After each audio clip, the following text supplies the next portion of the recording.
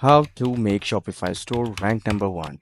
Now, to do this is not a easy process, but it requires a lot of hard work and dedication to improve the ranking of your Shopify store. Now, to do this, what we will do is we will start with marketing. The marketing can be of two types, which is paid and unpaid. The paid marketing includes paying all those social media platforms like Instagram, Facebook, TikTok to advertise your Shopify store. And the second marketing, which I prefer, is making organic content with your product in mostly in the form of short-term content and posting it on social media to gain traffic. And after that, you can put a link in bio of your Shopify store.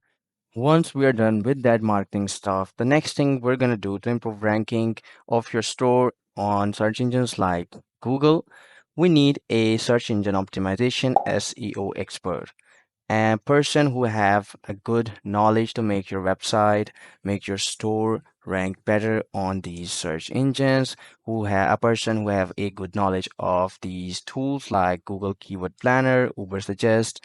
Now, using these tools and placing keywords that most people search, you can improve the ranking of your Shopify store.